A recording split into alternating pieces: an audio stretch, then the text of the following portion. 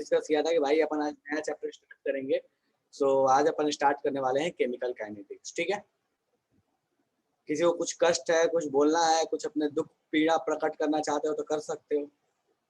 किस तरह का कोई दुख हो गया, कोई कष्ट हो गया है जीवन में? नहीं है? चलो ठीक है। सो फटाफट से अपन स्टार्ट करते हैं new chapter, that is chemical kinetics. आसान सा चैप्टर है, ठीक है, छोटा चैप्टर है, कोई ऐसा नहीं है कोई बहुत भारी भरकम सा बड़ा बड़ा सा चैप्टर, ऐसा कुछ नहीं है। बिल्कुल छोटा सा प्यारा सा मासूम सा चैप्टर है। इसको फटाफट से करते हैं यहाँ पर। चलिए ठीक है। सो हाँ जी, सो अपन बात करने वाले इस चैप्टर का कि भैया इस चैप्टर में आखिर अपने को पढ़ना क्या है, क्या चीज है इस चैप्टर में, पढ़ना क्या है। बिल्कुल नया टाइप का नाम है, नए तरह की चीज है ये, आखिर क्या है ये चैप्टर। ठीक है, तो देखो इस चैप्टर का ना एक जो छोटा सा ग्लिम्स होता है ना, वो आपको बहुत पहले मिला हुआ था, पर उस समय उस चीज को नोटिस नहीं किया गया था।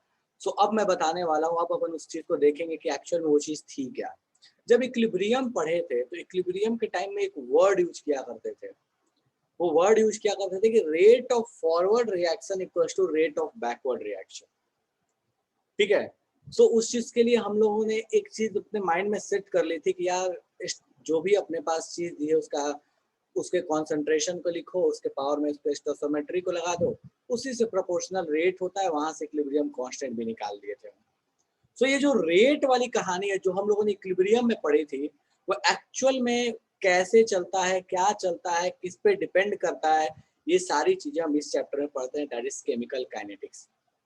तो बेसिकली ये चैप्टर वो है जो किसी भी रिएक्शन के स्पीड के साथ डील करता है कि कोई भी रिएक्शन कितने तेज, कितने स्लो, किस रेट से मूव करेगी, किस रेट से वो आगे जाएगी, किस रेट से वो पीछे आएगी।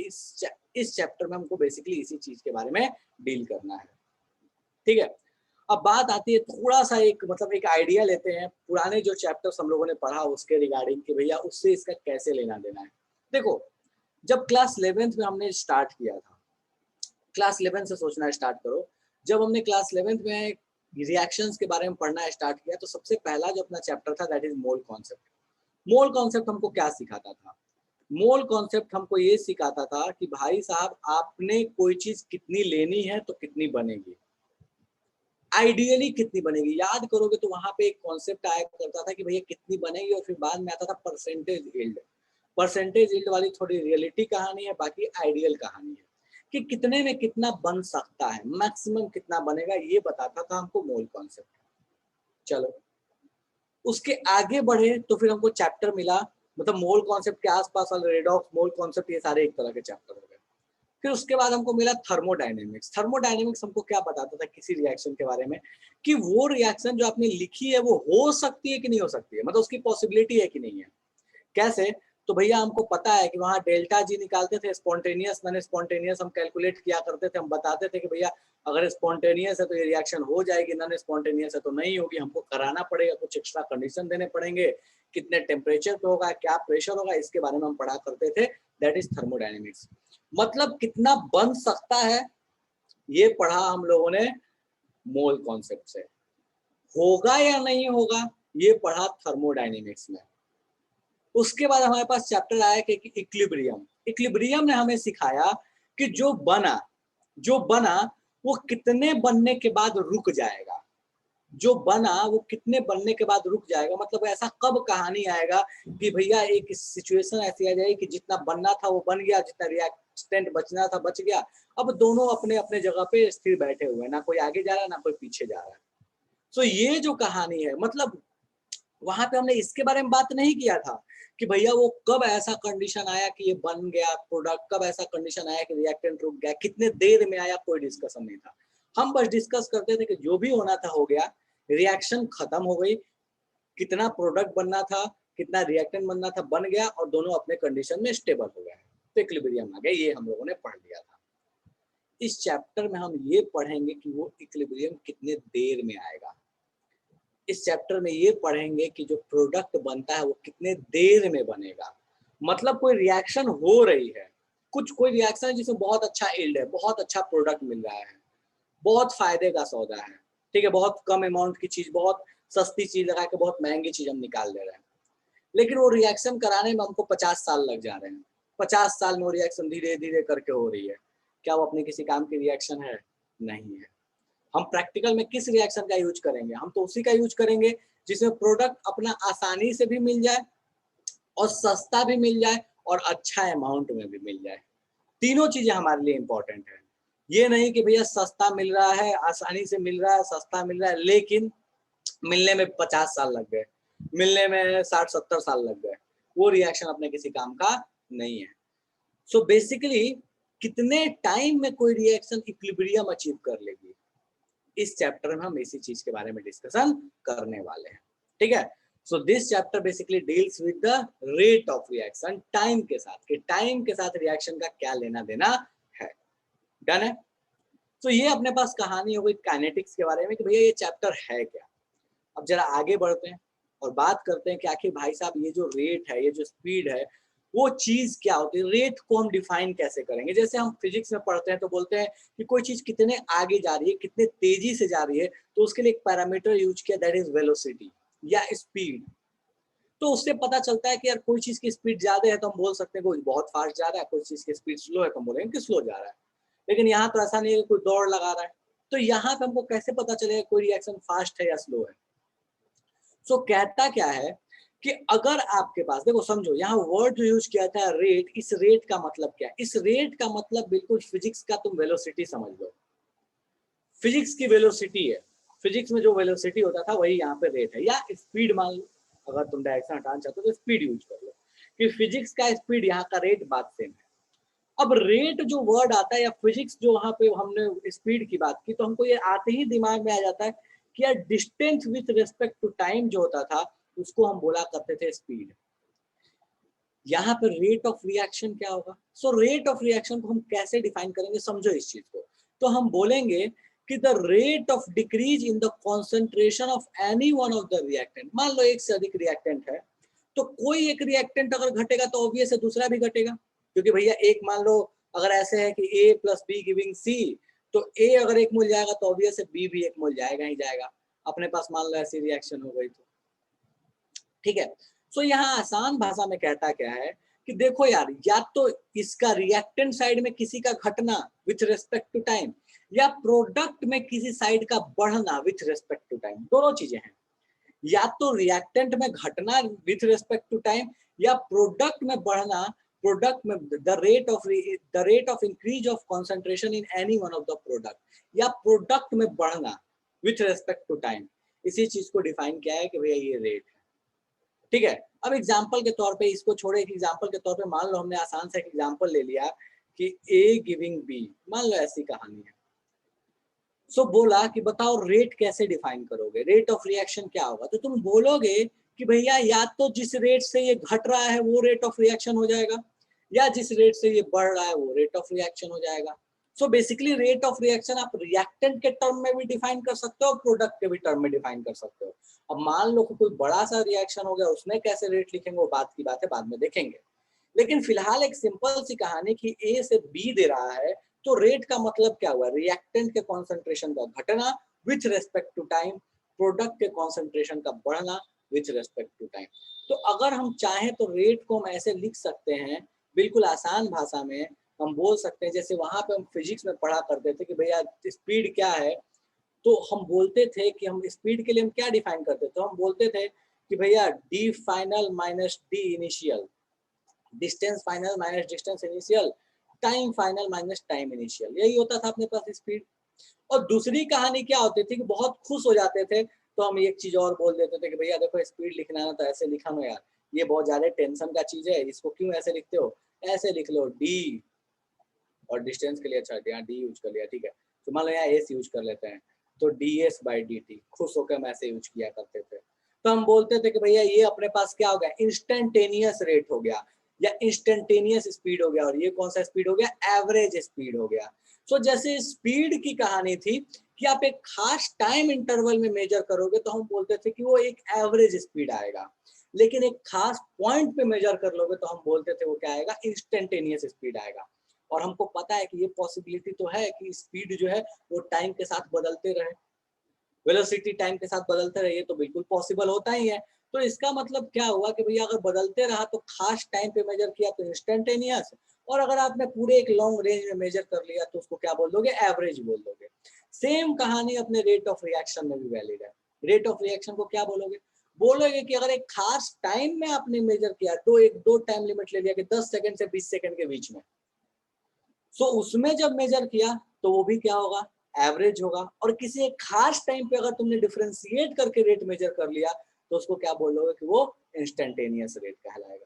तो बिल्कुल वही कहानी है, जैसी स्पीड थी वैसा यहाँ रेट की कहानी है। ठीक है, अब जरा आगे बढ़ते हैं और देखते हैं भैया कि अपने पास क्या कहानी हो सकता है। अब रेट तो हम समझ गए कि रेट होता क्या है, इंस्टेंटेनियस भी पॉसिबल है और एवरेज भी पॉसिबल है। तो जरा इसको हम ग्राफिकली समझने का प्रयास करते हैं कि इसका मतलब क्या हुआ। ठीक है, लिखने का टाइम दूंगा, रुक जाना। ठीक है, चलो जिसके डाउट है पूछ लो भाई। बोलो आनंद, क्या समस्या है? सर चैट भी देखिए। बोल भाई बोल, तू बोल बोल, मैंने चैट बंद किया था, बोल क्या बोल रहा है। चैट में लिखे हैं ए का बढ़ना बी का घटना रेट नहीं हो सकता। यही तो बताया ना आनंद कि ए का बढ़ना बोल ले या बी का घटना बोल ले, दोनों ही रेट हो सकता है ना। दोनों रेट का मतलब क्या हो सकता है, दोनों हो सकता है। अब देख एक चीज समझ तो यहाँ पे,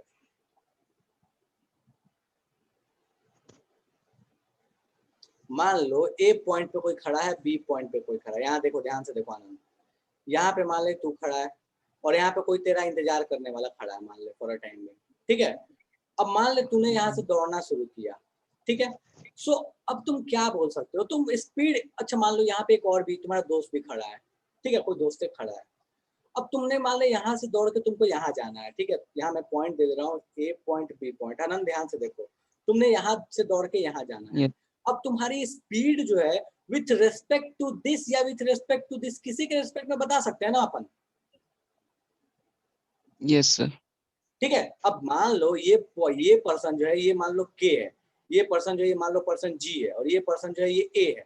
ठीक है, सो हो सकता है तुम्हारी स्पीड जी बोले, जी के रेस्पेक्ट में बता सकते हैं, तुम्हारी स्पीड के रेस्पेक्ट में बता सकते हैं, किसी के रेस्पेक्ट में बता सकते हैं। लेकिन आइडियली हम क्या करते हैं, तो आइडियली हम इस जी के रेस्पेक्ट में बता देते हैं। इसका मतलब ये थोड़ी के रेस्पेक्ट में बताओगे तो गलत हो जाएगा।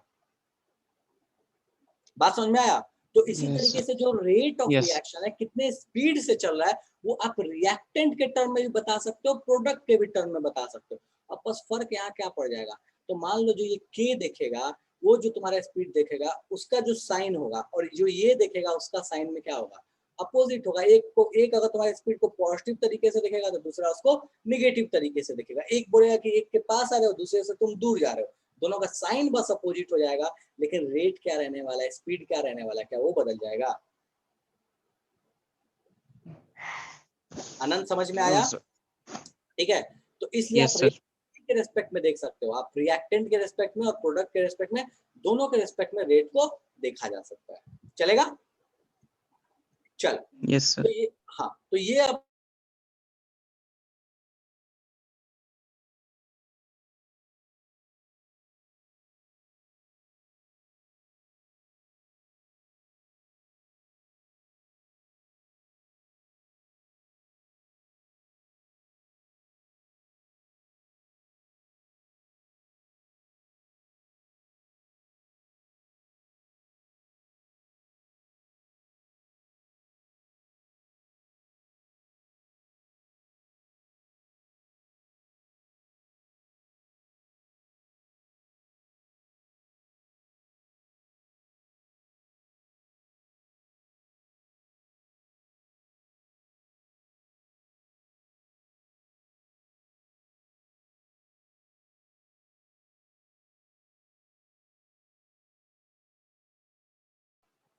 शिट चलो ठीक है।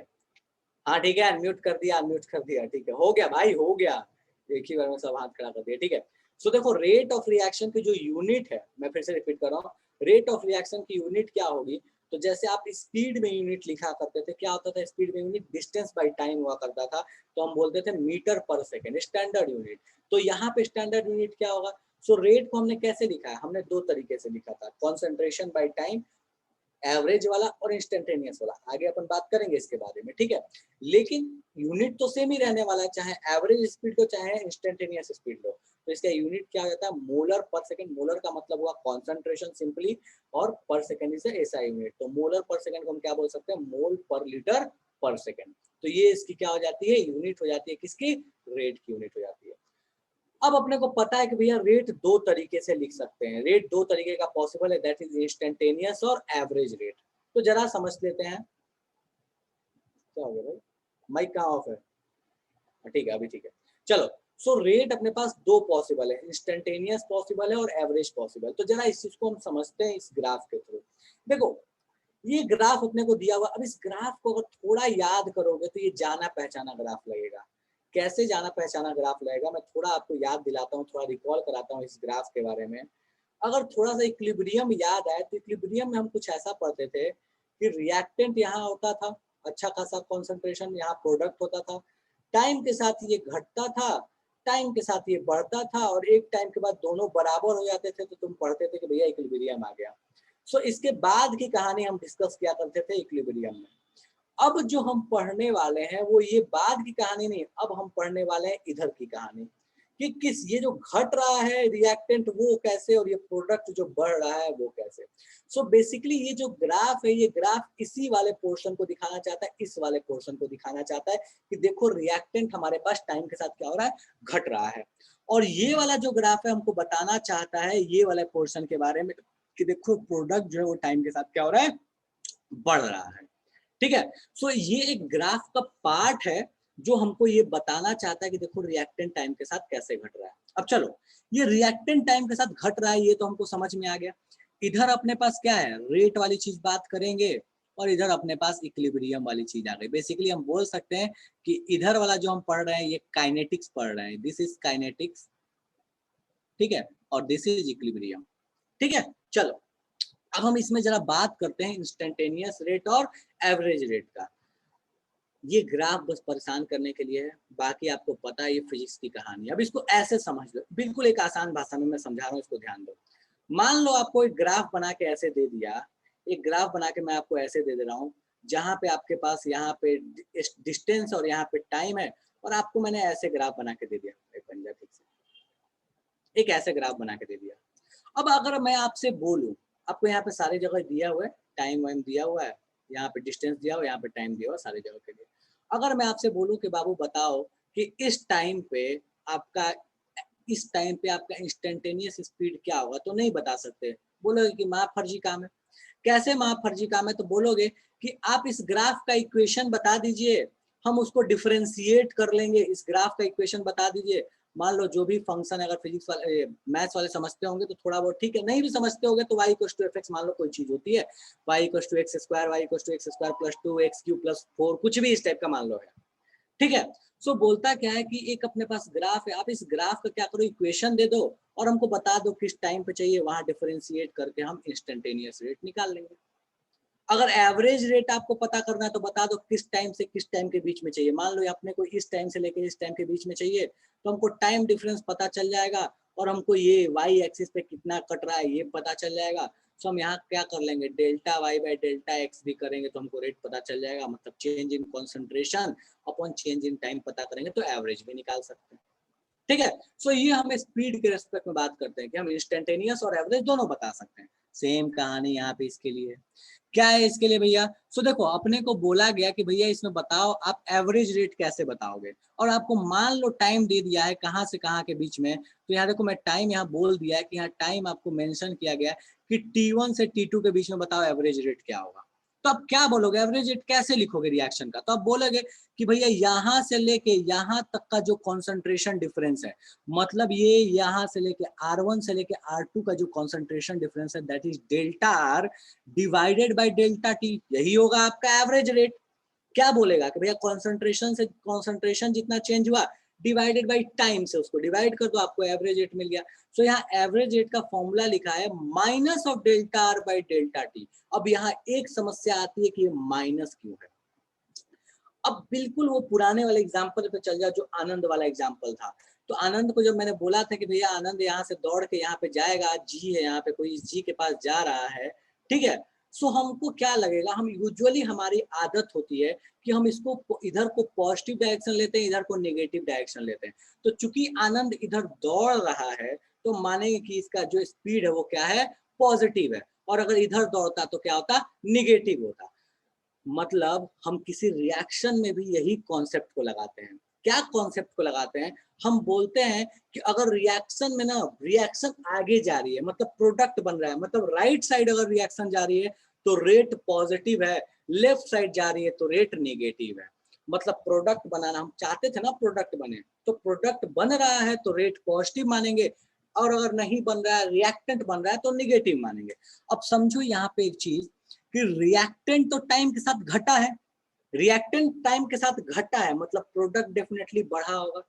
रिएक्टेंट घटा है तो प्रोडक्ट बढ़ा होगा, मतलब रेट तो हमको पॉजिटिव ही आना चाहिए। लेकिन बाबू अगर यहाँ पे हम ऐसे लिखते कि final concentration R2 minus R1 लिखते तो समस्या हो जाता। क्यों? क्योंकि रिएक्टेंट का कॉन्सेंट्रेशन घटा है, तो फाइनल रिएक्टेंट का कॉन्सेंट्रेशन और इनिशियल कॉन्सेंट्रेशन में फाइनल वाला छोटा होता है, इनिशियल वाला बड़ा होता है। तो इसके हिसाब से रेट लिखते तो मामला गड़बड़ा जाता, क्योंकि इसके हिसाब से रेट निगेटिव आ जाता, क्योंकि रिएक्टेंट का कॉन्सेंट्रेशन घटा है। तो हम क्या करते हैं ना कि delta change in the concentration of reactant लिखते हैं तो साथ में एक निगेटिव लगा देते हैं। वो निगेटिव क्या करता है, उस साइन को कॉम्पनसेट कर देता है और रेट को क्या बना देता है, पॉजिटिव बना देता है। क्यों पॉजिटिव बनाता है? क्योंकि हम चाहते हैं कि रिएक्शन का जो रेट है वो पॉजिटिव में रहे, क्योंकि वो आगे बढ़ रहा है। तो रिएक्शन जब फॉरवर्ड जाती है तो हम उसके रेट को पॉजिटिव मानते हैं, रिएक्शन जब बैकवर्ड जाती है तो उसके रेट को निगेटिव मानते हैं। तो हम यहाँ पे कह सकते हैं कि फॉरवर्ड रिएक्शन अगर हुआ, फॉरवर्ड रिएक्शन अगर हुआ, लिखना मत अभी, मैंने रोक के रखा है। फॉरवर्ड रिएक्शन में रेट को हम क्या मानते हैं, पॉजिटिव मानते हैं, पॉजिटिव मानते हैं, ठीक है। पूरा ही लिख देता हूँ, रेट इज पॉजिटिव। और अगर बैकवर्ड हुआ तो रेट को हम क्या मानेंगे, निगेटिव मानेंगे, ठीक है। बैकवर्ड में हम बैकवर्ड रिएक्शन हुआ तो रेट को हम क्या मानेंगे, निगेटिव मानेंगे, ठीक है। अब यहाँ से एक चीज और भी हमको समझ में आ गई कि अगर फॉरवर्ड रिएक्शन हो रहा है तो यहाँ पे रिएक्टेंट का अमाउंट घटेगा और यहाँ पे प्रोडक्ट का अमाउंट बढ़ेगा, ठीक है। सो यहाँ रिएक्टेंट का अमाउंट, रिएक्टेंट क्या होंगे, डिक्रीज करेंगे, और प्रोडक्ट क्या करेंगे, इंक्रीज करेंगे। अगर रेट निगेटिव हो गया तो रिएक्टेंट अपने पास क्या करेगा, इंक्रीज करेगा, और प्रोडक्ट अपने पास क्या होगा, डिक्रीज करेगा, ठीक है। सो हम चूंकि आगे के रेस्पेक्ट में बात करना चाहते हैं तो हम बोलेंगे कि भैया एवरेज रेट अपने पास क्या हो जाएगा, so minus delta R by delta T या minus R2 by R1 upon T2 by T1, बिल्कुल स्पीड वाली चीज हो गई यहाँ पे। अगर वही हमको इंस्टेंटेनियस निकालना रहा तो मान लो बोला कि इस पॉइंट पे इंस्टेंटेनियस बताओ क्या होगा, तो तुम बोलोगे कि भैया इंस्टेंटेनियस क्या होगा। सो जो भी ये रिएक्टेंट का जो भी यहाँ पे ग्राफ रहेगा, कॉन्सेंट्रेशन का जो भी ग्राफ रहेगा, उसको dr बाई dt कर दोगे। यहाँ r जैसे y होता था, यहाँ चूंकि इस पे r को रखा है तो यहाँ dr बाई dt लिखा। यहाँ y होता है तो हम लिखते हैं dy बाई dt। आपका स्पीड होता है तो यहाँ डिस्टेंस लिखते हो s, तो यहाँ लिखते हो ds बाई dt, ठीक है। सो बेसिकली अपने पास क्या होगा कि इंस्टेंटेनियस निकालना हो तो आप क्या करोगे, dr बाई dt करोगे। अब यहाँ भी निगेटिव लगाना पड़ेगा, वही सेम कहानी। निगेटिव क्यों लगाना पड़ेगा भैया यहाँ भी, क्योंकि हम चाहते हैं कि रेट हमको क्या मिले, पॉजिटिव के टर्म में मिले। तो हमें यहाँ पे भी क्या यूज करना पड़ेगा, निगेटिव साइन का यूज करना पड़ेगा। तो बोल सकते हो कि r इंस्टेंटेनियस क्या हो जाएगा, तो माइनस dr बाई dt या minus of slope. dr by dt क्या होता है, स्लोप होता है, तो हमको पता है दैट इज स्लोप, ठीक है। ये हो गया विथ रिस्पेक्ट टू रिएक्टेंट। अगर रिएक्टेंट के ग्राफ के थ्रू देखोगे, प्रोडक्ट के ग्राफ के थ्रू देखोगे तो कहानी क्या होगी, जस्ट इसके अपोजिट हो जाएगी। क्या अपोजिट हो जाएगा, माइनस लगाने का जरूरत नहीं है, यहाँ पे डायरेक्ट लिखोगे। क्यों? क्योंकि आपको पता है कि प्रोडक्ट का कॉन्सेंट्रेशन बढ़ रहा है, डिस्टेंस बढ़ रहा है, टाइम भी बढ़ रहा है, डिस्टेंस भी बढ़ रहा है, टाइम भी बढ़ रहा है, अपने को टेंशन ही नहीं है, ठीक है। सो वहां पे हम क्या लिख लेंगे सीधे, तो यहाँ अगर एवरेज लिखना होगा तो हम एवरेज बोलेंगे delta P by delta T या P2 minus P1 upon T2 minus T1, और अगर इंस्टेंटेनियस लिखना हुआ तो dp बाई dt। निगेटिव लगाने की जरूरत नहीं है। और ये एक चीज जो बहुत कंफ्यूजन होता है वो ये होता है कि ये जो ग्राफ है आपको कैसे पता था कि ऐसे ही घटेगा, हम स्ट्रेट लाइन नहीं बना लें, हम कोई ऐसे ऐसे साथ डिजाइनदार ग्राफ नहीं बना लें। तो भैया आप कोई भी ग्राफ पॉसिबल है, ऐसा नहीं है कि कोई पॉसिबल नहीं है, लेकिन ये एक जनरल केस है जिसको मान के हम समझते हैं। बाकी आपको क्वेश्चन हमेशा बना के और लिख के देगा कि वो ग्राफ कैसा बन रहा है, बट जनरली हम मान के चलते हैं कि रिएक्टेंट कुछ इस तरह से घटेगा और प्रोडक्ट बढ़ेगा। दूसरी चीज, ये कतई कभी नहीं बोला कि ये हाइपरबोला बन रहा है या क्या बन रहा है, नहीं बन रहा है, कभी नहीं बोला है। क्योंकि जब ये बोलते हैं तो हम रिस्ट्रिक्ट हो जाते हैं उसके इक्वेशन को फॉलो करने के लिए। ऐसा कोई जरूरी नहीं है, ये किसी भी तरह के इक्वेशन को फॉलो कर सकता है, कैसे भी रेट, बहुत फास्ट, बहुत स्लो, जैसे स्पीड क्या हो सकता है, बहुत अलग अलग तरीके से बदल सकता है। उसी तरीके की कहानी यहाँ भी है कि ऐसा कोई कंपलसरी रूल मैंने नहीं बताया। स्पीड के लिए भी आपको इक्वेशन देता है, जब ग्राफ देता है तो आप उसमें बना के निकालते हो कि स्पीड वेलोसिटी क्या होगा। सेम कहानी यहाँ पे आपको बना के देगा या डेटा लिख के देगा, कुछ तो आपको करके देगा, इसलिए आपको परेशान होने की जरूरत नहीं है। सो ये कहानी हो गई एवरेज और इंस्टेंटेनियस रेट की, एवरेज रेट क्या होता है, इंस्टेंटेनियस रेट क्या होता है। फटाफट से आप इसको लिखो और फिर उसके बाद उस ग्राफ को बनाना। किसी को समझ नहीं आया तो पूछ लो कि भैया क्या चीज है ये, समझ नहीं आया, जादू हो गया। फटाफट छापना शुरू करो। रेट क्या होता है, नहीं होता है, उसकी यूनिट क्या है, फॉरवर्ड रिएक्शन, बैकवर्ड रिएक्शन, कोई समस्या हो तो फटाफट पूछो, और अगर नहीं है तो छापो। सर्कल के इक्वेशन को फॉलो कर सकते, वाह गजब, क्या बात है, सर्कल के इक्वेशन को फॉलो कर सकता है। अरे सर्कल का इक्वेशन को फॉलो करेगा ना तो उसको बैकवर्ड आना पड़ेगा। कैसे फॉलो करेगा, पेंडुलम है जो इधर इधर घूमते रहेगा, गजब।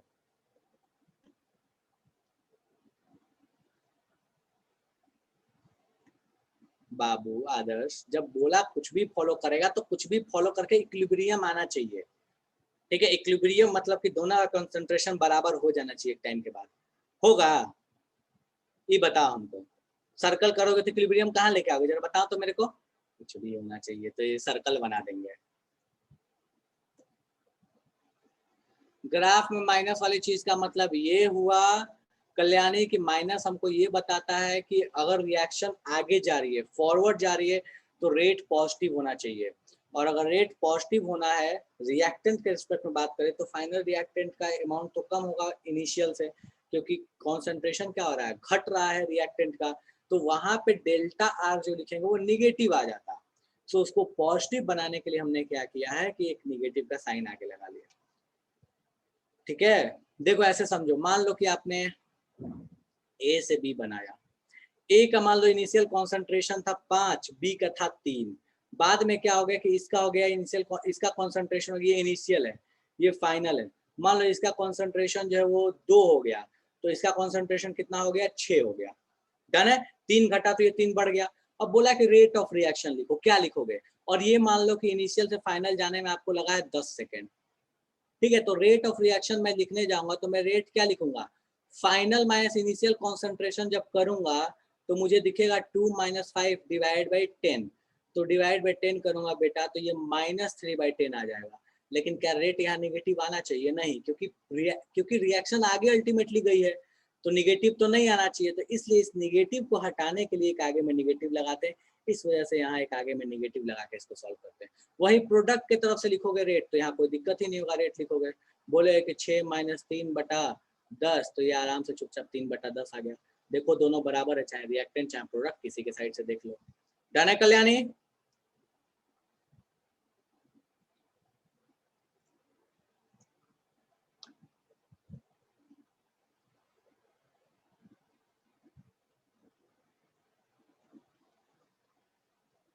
आयुषी पूछ रही है कि कैटलिस्ट क्या करेगा, रेट ऑफ रिएक्शन को बढ़ाएगा या घटाएगा। Ayushi, catalyst rate of reaction को बढ़ाता है।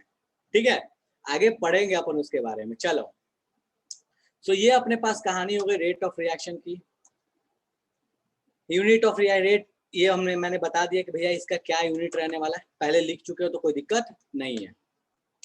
ठीक है, अब देखो एक फर्जी सा क्वेश्चन दिया हुआ है। इस फर्जी से क्वेश्चन को देखो और मुझे फटाफट से बताओ कि रेट ऑफ रिएक्शन क्या होगा। देखो इस क्वेश्चन को क्या बोलता है, ग्राफ बना लियो क्या सब कोई, ये ग्राफ बना लिए, लिखो लिखो जल्दी, लिखो जल्दी फटाफट से, बनाओ ग्राफ बनाओ।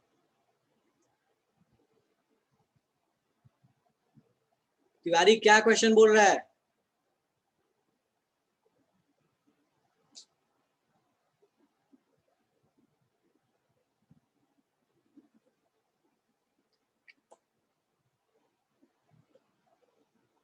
इंतजार करो, थोड़ा संयम रखो, वही काम ही करना है अपने को।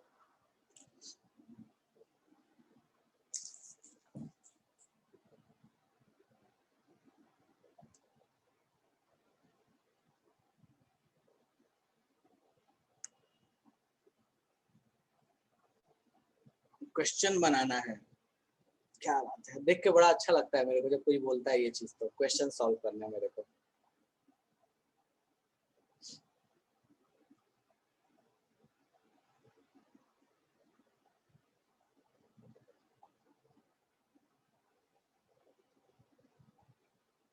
मतलब मेरे को कभी कभी समझ में नहीं आता चाहते क्या हो।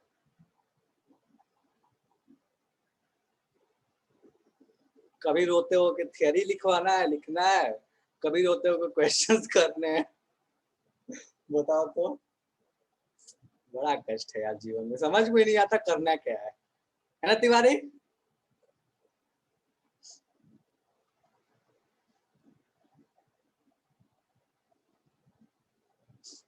छाप लिए? चलो ठीक है।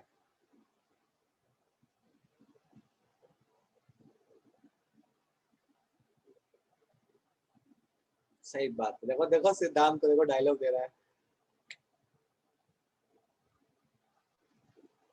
अच्छा, जो मैं बोलूंगा उसका अपोजिट करना है, क्या बात है यार, ये भी सही है। ये अच्छा था।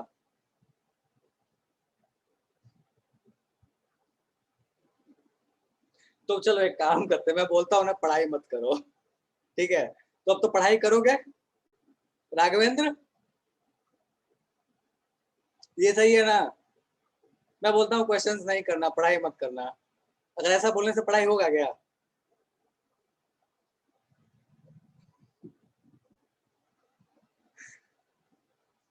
हाँ तो तुम ही लोग बोल रहे हो ना कि अच्छा ठीक है, जो बोलेंगे उल्टा करेगा। अच्छा, एक्सेप्शन भी है केमिस्ट्री में।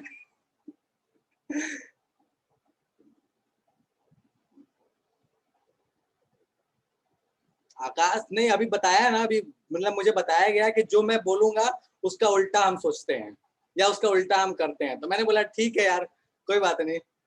तो मतलब अगर मैं बोल रहा हूँ कि पढ़ाई नहीं करना, तो तुम पढ़ाई करोगे, मैं यही उम्मीद कर रहा हूँ, ये होना चाहिए ना। चलो छाप लिए, बहुत बकवास कर लिए। पढ़ाई करेंगे नहीं करेंगे, मैं कुछ भी बोलूं, इंपॉर्टेंट ये तुम्हारा पढ़ना, ठीक है? अब हाँ बोलूं ना बोलूं उससे फर्क नहीं पड़ता। चलो ठीक है, छाप लिए, आगे बढ़ते हैं। ठीक है, इस पे क्वेश्चन देखो, ये देख के ग्राफ लग रहा है पता नहीं क्या वाहियात सा ग्राफ है, बट इसका क्वेश्चन देखोगे तो मतलब अव्वल दर्जे के घटिया क्वेश्चन है इसका, अव्वल दर्जे, एकदम महाबकवास के क्वेश्चन आते हैं। ठीक है, चलो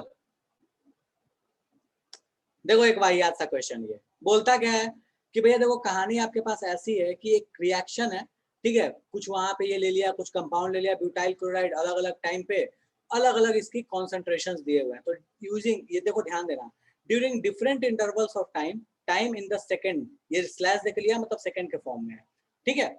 और ये इसका कॉन्सेंट्रेशन दिया है, किसका दिया है? ये रिएक्टेंट का दिया है। बोलता क्या, बता एवरेज रेट बताओ रिएक्शन का क्या होगा। सारे इंटरवल्स में अलग अलग एवरेज रेट बताओ। ठीक है, कैसे बताओगे इंटरवल्स में एवरेज रेट? मान लो आपको फर्स्ट इंटरवल में बताना है, मतलब ये 0 से 50 तक बताना है, कैसे बताओगे? बोलोगे भैया यहाँ फाइनल कॉन्सेंट्रेशन, इनिशियल कॉन्सेंट्रेशन, चूंकि ये रिएक्टेंट के लिए दिया है तो तुम क्या बोलोगे एवरेज लिखने के लिए? तुम यहाँ एक फॉर्मूला लगा लोगे, बोलोगे कि भैया यहाँ आर एवरेज जो होगा, एवरेज रेट जो होगा वो एवरेज रेट क्या होगा, तो तुम बोलोगे कि minus of delta concentration of R divide by delta t. Formula लगा लोगे, यहाँ क्या आ जाएगा आपके पास भाई? तो बोलोगे कि 0.-0.0905 माइनस 0.100 डिवाइडेड बाई कितने टाइम में लग रहा है, तो 50 माइनस 0, आ गया आपके पास एवरेज रेट। इससे वाहियात क्वेश्चन क्या होगा?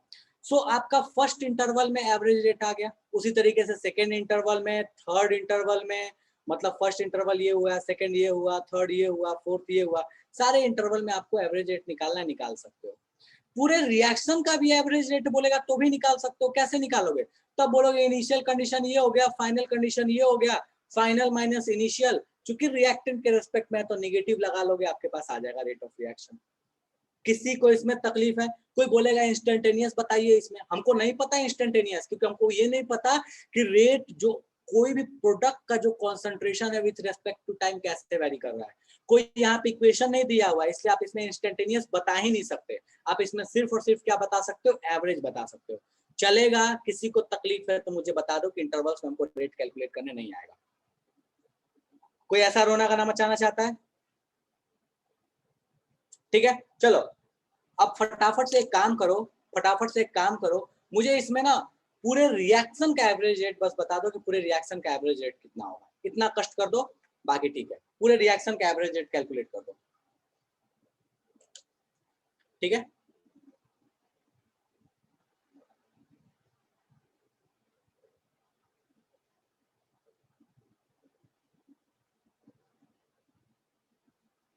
पूरे रिएक्शन का एवरेज रेट फटाफट से बता दो क्या होगा।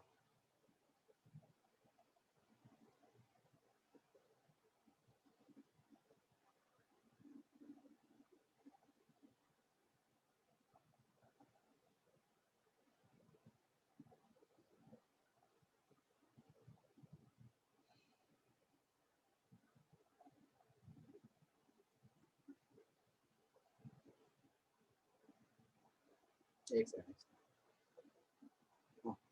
पूरे रिएक्शन का एवरेज रेट बता दो। बच्चों वाला क्वेश्चन है, क्या बात है। अरे पूरी केमिस्ट्री बच्चों वाली है, क्या बोलते बच्चों वाला क्वेश्चन। सिद्धांत ठीक, सिद्धांत कैलकुलेशन गड़बड़ है बेटा, फिर से चेक करो। आशीष बाबू क्या किए हैं, थोड़ा देखिएगा ऊपर कौन और नीचे कौन लिखाएगा। तिवारी एक बार कैलकुलेशन चेक कर लो बेटा। चलो ठीक है, सो मैं लिख दे रहा हूं, ध्यान दो। क्या होगा भैया, फाइनल कॉन्सेंट्रेशन ये है, इनिशियल ये है अपने पास, दोनों को क्या करना है, सब्ट्रैक्ट कर देना, तो कर दो। तो ये अपने पास हो गया minus of 0.017 minus 0.100 divided by कितना टाइम लगेगा, तो 800 माइनस 0, तो ये हो गया 800 माइनस 0। इसको सॉल्व कर लोगे, जो भी आपका आंसर आएगा वही क्या हो जाएगा, एवरेज रेट। यूनिट क्या रहने वाला है, मोर पर लीटर पर सेकेंड। कोई ऐसा जिसको इसमें रोना गाना मचाना है? नहीं है, बड़े आगे। तो ये आपके पास कहानी हो गई कि एवरेज रेट कैसे निकालोगे। इंस्टेंटेनियस के लिए इक्वेशन देगा, इक्वेशन का ग्राफ देगा, फटाफट से सॉल्व कर सकते हो, कोई दिक्कत नहीं। हाँ ठीक है, देख लो आंसर यार, जो भी है सॉल्व कर लो इसको। ठीक है, चलो 0.001 कुछ अप्रोक्सीमेटली आएगा। ठीक है, चलो सो ये आपके पास कहानी हो गई रेट ऑफ रिएक्शन की। भैया ठीक है, रेट ऑफ रिएक्शन हम कैसे लिखेंगे, नॉर्मल केसेस में। लेकिन मान लो आपके पास ऐसा हो गया कि मैंने एक रिएक्शन दे दिया कुछ इस तरीके का कि ए प्लस बी गिविंग, देखो ध्यान दो, गिविंग सी प्लस डी। अब मान लो एक थोड़ा सा आपको सिंपल एकदम ऐसा नहीं दिया हुआ ना कि कोई रिएक्टेंट है आर जो प्रोडक्ट बन रहा है पी, ऐसा नहीं दिया है आपको। रिएक्शन कुछ इस उटपटांग तरीके का दे दिया। अब इस उटपटांग तरीके के रिएक्शन में समझो कि समस्या कहाँ है। देखो समस्या यहाँ पे क्या आती है कि हमको पता है यहाँ पे कि भैया ये 1 मोल जाएगा तो ये 1 मोल बनेगा, ये 1 मोल जाएगा तो 1 मोल बनेगा, तो बस साइन ही तो अपोजिट आने वाला था। एक को पॉजिटिव दूसरे को नेगेटिव, तो नेगेटिव को पॉजिटिव बना लिया, कोई रोना नहीं था। लेकिन इसमें ऐसी कहानी नहीं है। क्यों नहीं है, क्योंकि हो सकता है कि यहाँ पे स्टोसिमेट्री 1 हो, यहाँ पे 2 हो। अच्छा, अगर यहाँ 1 है और यहाँ 2 है, तो अगर ये 1 मोल जाएगा तो ये 1 ही मोल जाएगा ना, ये तो 2 मोल जाएगा। एग्जाम्पल के तौर पे, एग्जाम्पल यहाँ नीचे लिख रहा हूँ, इस चीज को समझना और गौर फरमाना, ये बहुत इंपॉर्टेंट है। मान लो रिएक्शन ऐसे दिया है N2 plus H2 giving NH3, ठीक है, ये बैलेंस कर लिया 2 यहाँ 3। मान लो कि इनिशियल कंडीशन में जो था ये 10 मोल था और ये मान लो कि 30 मोल था, मान लो, ठीक है। 10 सेकेंड बाद देखो, आफ्टर 10 सेकेंड, मूवीज में आता है ना आफ्टर 2 इयर्स, तो आफ्टर 10 सेकेंड मान लो कि इसका कॉन्सेंट्रेशन आधा हो गया, तो 10 से मान लो ये 5 हो गया। सो अगर ये 10 से 5 हो गया तो इस नालायक को सोचो कि ये 5 कंज्यूम हुआ है, तो इसको तो 15 कंज्यूम होना पड़ेगा, मतलब इसका भी 15 बचेगा। अब तुम सोच के देखोगे तो बोलोगे कि भैया इसका तो कंसंट्रेशन चेंज 5 का हुआ, इसका तो 15 का हो गया कंसंट्रेशन चेंज। अब बताओ कि दोनों के लिए जब तुम डेल्टा चेंज इन कंसंट्रेशन लोगे तो किसका लोगे? नाइट्रोजन का ले कि हाइड्रोजन का ले? और कोई बोलेगा अच्छा ये दोनों प्रोडक्ट देखो तो बेटा, तो प्रोडक्ट इनिशियल में 0 था, अब ये कितना बन चुका है? अब तो ये 10 बन चुका है, तो यहाँ तो 10 का चेंज हो गया। ले, अब ना ही चेंज इन रिएक्टेंट सेम है, ना ही चेंज इन प्रोडक्ट सेम है, तीनों अलग अलग वैल्यू जा रही हैं। ये रिएक्टेंट में भी दोनों का अलग कॉन्सेंट्रेशन चेंज, प्रोडक्ट में भी अलग चेंज, जबकि टाइम तो 10 सेकंड ही लगा था। ये समझ में आ रहा है क्या सबको? कोई इसमें रोना गाना मचाना चाहता है कि हमको ये समझ ही नहीं आया कि कॉन्सेंट्रेशन चेंज सब में अलग कैसे हुआ? बिल्कुल बिल्कुल मोल कॉन्सेप्ट, और कुछ नहीं किया, मोल कॉन्सेप्ट लगाया कि भैया ये 1 घटा तो ये 2 घटेगा, ये 3 घटेगा। अब रेट किसके रेस्पेक्ट में ले? रेट तो अब सबके रेस्पेक्ट में अलग अलग आएगा। बोलोगे कि भैया N2 के रेस्पेक्ट में क्या आ जाएगा रेट? तो N2 के रेस्पेक्ट में बोलोगे कि भैया अच्छा 5/10 आएगा, H2 के रेस्पेक्ट में 15/10, और NH3 के रेस्पेक्ट में तो भैया 10/10 आ गया। किसके रेस्पेक्ट में रेट लें? तो फिर कहता क्या है कि अगर आपको ऐसा रिएक्शन मिल गया ना, तो रेट ऑफ रिएक्शन लिखने का तरीका थोड़ा बदल जाएगा। वो क्या बदल जाएगा उस चीज पे गौर फरमाना। सो कहता ये है कि यहाँ पे जो रेट ऑफ रिएक्शन आप लिखिएगा वो कुछ इस तरीके से लिखिएगा, ध्यान दीजिएगा। यहाँ रेट ऑफ रिएक्शन कैसे लिखिएगा? सो बोलिए कि रेट ऑफ रिएक्शन जो होगा वो कुछ इस तरीके का होगा। बोलोगे कि ये हो जाएगा 1/A minus of dA/dt equals to 1/B into minus of dB/dt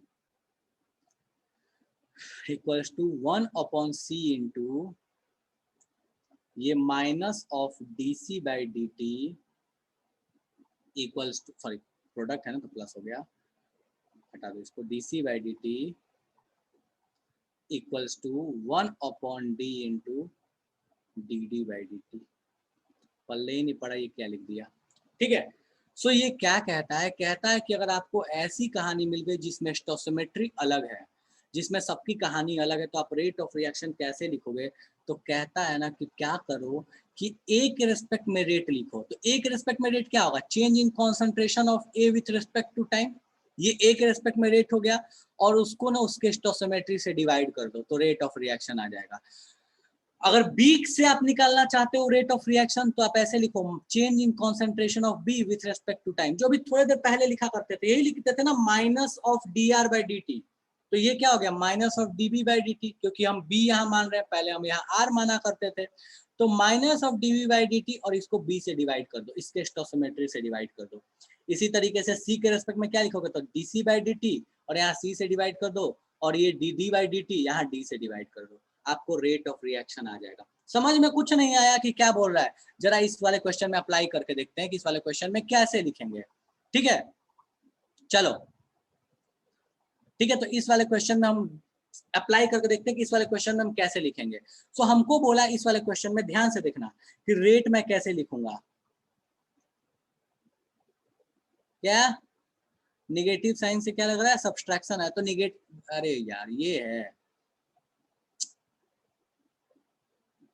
इसको ब्रैकेट में डाल लो, ठीक है, खुश। चाहे इसको पहले लिख लेना, यहाँ लिख लो, यहाँ आगे में लिख लेना जब लिखना, तो ठीक है ये कर सकते हो, तो इसको आगे में लिख लेना। ओके चलो, अब मैं यहाँ रेट लिखता हूँ, रेट ऑफ रिएक्शन। तो मैं कैसे लिखूंगा? मैं बोलूंगा, ध्यान दो यहाँ पे 1/1, चूंकि N2 के आगे का स्टोसिमेट्री क्या है, तो 1/1 यहाँ पे minus of d N2/dt equals to 1/3 minus d H2/dt equals to 1/2 minus, sorry minus नहीं प्लस, प्रोडक्ट आ गया इसलिए dNH3/dt।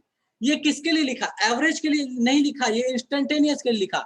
अगर एवरेज के लिए रेट लिखता, मान लो इंस्टेंटेनियस रेट का तो फॉर्मूला ये लिख लिया, अगर वही रेट का फॉर्मूला एवरेज के लिए लिखते तो क्या फर्क पड़ता है? ये dN2 की जगह डेल्टा N2 आ जाता, और तो कोई फर्क पड़ता नहीं अपने को। सो रेट यहाँ पे ये इंस्टेंटेनियस हो गया, और अगर हमको बोलता एवरेज लिख दो तो हम एवरेज इसकी जगह डेल्टा लगा लेते हैं, वैल्यूज पुट करके देखते हैं कि क्या होने वाला है। ठीक है, सो यहाँ एवरेज कैसे लिखता है 1/1, देखो यहाँ ध्यान देना, minus of delta n2 by dt 1/3 minus of delta h2 by dt नहीं डेल्टा टी है, क्या है डेल्टा टी, यहाँ पे भी क्या हो गया डेल्टा टी, और यहाँ पे आ जाएगा 1/2 डेल्टा NH3 का कॉन्सेंट्रेशन अपॉन डेल्टा टी। अब तुम एक काम करो कि तुम किसी के रेस्पेक्ट में भी अब लिख के देखो ना, कहानी रेट की सेम ही आएगी। चलो हम एक बार क्या करते हैं ना, इसके लिए लिखते हैं, एक एक करके लिखना शुरू करते हैं। 1/1 तो 1 ही छोड़ दो, कोई दिक्कत नहीं है, माइनस N2 का कॉन्सेंट्रेशन कितना बदला है, बाद में हो गया 5, पहले था 10, कितने का चेंज आया 5 का चेंज आया, लेकिन निगेटिव 5 का, क्योंकि फाइनल 5 माइनस इनिशियल 10 था, तो 5 माइनस 10 डिवाइडेड बाई कितना आ जाएगा अपने पास टाइम 10 सेकेंड। अच्छा इक्वल्स टू, चेक करके देखो ये इक्वल आ रहा है कि नहीं आ रहा, अगर नहीं आएगा तो हमने जो लिखा वो गलत है। ठीक है, 1/3 माइनस 15 में से 30 गया डिवाइडेड बाई 10, और यहाँ पे क्या लिखोगे 1/2 यहाँ लिखोगे 1/2 10 माइनस 0 डिवाइडेड बाई 10। अब देखो तीनों की वैल्यू बिल्कुल बराबर आएगी, और तीनों की वैल्यू कितनी आ रही है भैया, चेक करके बताओ फटाफट से, तीनों की वैल्यू कितनी आ रही है। तो तुम बोलोगे कि तीनों की जो वैल्यू आ रही है वो कितनी आ रही है, यहाँ चेक करके देखो, तो यहाँ आपको क्या दिख रहा है, ये 5 में से 10 गया तो भैया बचा 5, 5/2, तो यहाँ क्या आ रहा है 1/2, यहाँ से भी आ रहा है रेट, यहाँ से भी 1/2 रेट आ रहा है, और यहाँ से भी 1/2 रेट आ रहा है। अब आपको समझ में आ गया कि रेट ऑफ रिएक्शन क्या हो जाएगा। तो यहाँ बोलो कि रेट ऑफ रिएक्शन जो होगा 1/2 मोल पर लीटर पर सेकेंड होगा। तो अगर आपको कोई ऐसा रिएक्शन दे दे जिसमें स्टोइकियोमेट्री अलग अलग है, तो आप रेट ऑफ रिएक्शन कैसे लिखोगे, तो किसी के रेस्पेक्ट में लिख सकते हो, सबके रेस्पेक्ट में समझा दिया रेट ऑफ रिएक्शन कैसे लिखा जाता है, किसी के रेस्पेक्ट में लिख लो काम खत्म। आपका किसी के रेस्पेक्ट में लिखोगे तो अब वैल्यू अलग नहीं आएगी, सब केस में वैल्यू क्या आने वाली है, सेम आने वाली है। सो रेट ऑफ रिएक्शन हमने उस केस में लिखना सीख लिया जिस केस में कहानी अपने पास क्या है कि सभी की स्टोइकियोमेट्री क्या है, अलग अलग है। ठीक है, अब यहाँ पे कुछ टर्म्स यूज किए जाते हैं। अब कोई क्या बोलेगा कि थोड़े देर पहले आप इसको रेट ऑफ रिएक्शन कहते थे, अब 1/1, या थोड़े देर पहले इसको पूरे को रेट ऑफ रिएक्शन कहते थे, अब 1/3 लगाने के बाद रेट ऑफ रिएक्शन हुआ। तो एक्चुअल में रेट ऑफ रिएक्शन क्या है, dH2/dt को फिर हम क्या बोलेंगे, अगर 1/3 लगाने के बाद रेट ऑफ रिएक्शन आता है तो सिर्फ dH2/dt क्या है, अगर 1/2 लगाने के बाद इसका रेट ऑफ रिएक्शन आता है तो ये सिर्फ dNH3/dt क्या है, अगर यहाँ 1/1 लगाने के बाद रेट ऑफ रिएक्शन आता है तो सिर्फ dN2/dt क्या है। तो हम इसके लिए एक नया वर्ड यूज करते हैं, that is rate of disappearance of reactant और rate of appearance of product. ठीक है, तो ये टर्म्स क्या कहते हैं, सो ये कहते हैं कि देखो भैया रेट ऑफ रिएक्शन अगर लिखना है, ध्यान से सुनो, रेट ऑफ रिएक्शन लिखना है तो स्टोइकियोमेट्री से तो आपको डिवाइड करना पड़ेगा, कोई ऑप्शन नहीं है। लेकिन ये जो खुद में ये जो इंडिपेंडेंट क्वांटिटी है बिना स्टोइकियोमेट्री से डिवाइड किए, ये हुई, ये हुई, या ये हुई, या ये हुई, ये जो खुद में इंडिपेंडेंट क्वांटिटीज है ना, इनके लिए भी एक टर्म यूज किया गया है और बोला जाता है रेट ऑफ अपीयरेंस या रेट ऑफ डिसअपीयरेंस। ठीक है, रेट ऑफ अपीयरेंस या रेट ऑफ डिसअपीयरेंस क्या मतलब है कि किस रेट से कोई चीज दिख रहा है, दैट इज अपीयरेंस, मतलब प्रोडक्ट के लिए। रेट ऑफ डिसअपीयरेंस मतलब कोई चीज किस रेट से घट रहा है, that is rate of disappearance, मतलब रिएक्टेंट के लिए। सो इनके लिए वर्ड बोला गया ऐसे कि minus dA/dt is the rate of disappearance of A. ध्यान से सुनना, रेट ऑफ रिएक्शन नहीं, कुछ नहीं बोला, ये बोला minus of dA/dt is the rate of disappearance of A. लेकिन अब वहां माइनस की भी जरूरत नहीं है क्योंकि हमने वर्ड बोल दिया है डिसअपीयरेंस। अब हमको पता है कि भैया वो वैल्यू क्या आने वाली है, वो घटने वाली वैल्यू है, तो माइनस लगाओ ना लगाओ कोई फर्क नहीं पड़ना, वो एक मैग्नीट्यूड वाली वैल्यू हो गई, वो एक मैग्नीट्यूड आएगा कि किससे वो घट रहा है, बोल दिया ऑलरेडी घट रहा है। dC/dt क्या कहलाएगा, तो रेट ऑफ अपीयरेंस ऑफ सी, और बोलेगा रेट ऑफ रिएक्शन क्या कहलाएगा, तो 1/c × dC/dt। ठीक है। अब बहुत लोग जिसको ये भूल चुके हो कि ये डब्बे के अंदर लिखा गया है, ये डब्बे से क्या मतलब होता है। भाई डब्बे का मतलब कॉन्सेंट्रेशन होता है, कोई भूल है तो याद कर लेना, इक्विलिब्रियम में बहुत लिखा है। ये डब्बा लगा दिया मतलब क्या है, कॉन्सेंट्रेशन। तो इसको पढ़ोगे क्या, तो बोलोगे डी या differentiation of concentration of A with respect to time. जिसको नहीं याद है तो इक्विलिब्रियम की कॉपी उठा के एक बार देख लेना, ठीक है। सो ये डब्बे के अंदर का मतलब क्या होता है, कॉन्सेंट्रेशन, ठीक है। सो मैं यहाँ नीचे में लिख रहा हूँ, यहाँ साइड, यहाँ नीचे में लिख रहा हूँ कि डिसअपीयरेंस और अपीयरेंस वाली कहानी कैसी है। चलो सो यहाँ साइड में लिख रहा हूँ, इसको ध्यान दो।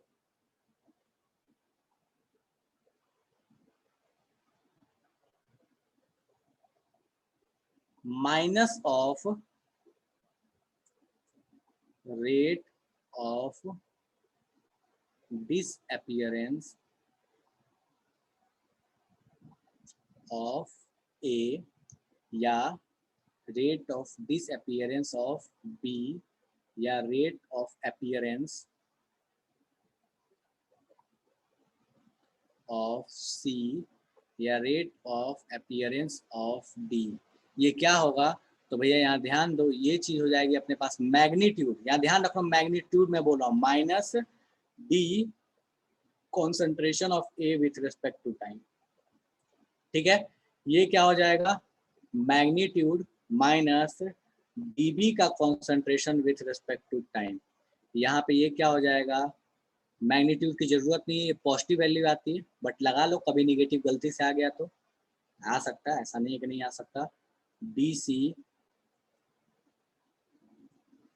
D concentration of C with respect to time, ठीक है। और ये अपने पास क्या आ गया, d D with respect to time. अब यहाँ पे आप पढ़ोगे कैसे, तो इस चीज को ध्यान दो। इस एग्जाम्पल में हम पढ़ते हैं तो हम बोलेंगे, यहाँ ध्यान दो, इस एग्जाम्पल के लिए मैं लिख रहा हूँ, इस एग्जाम्पल में बोलूंगा रेट ऑफ रिएक्शन कितना होगा, 1/2 मोल पर लीटर पर सेकेंड।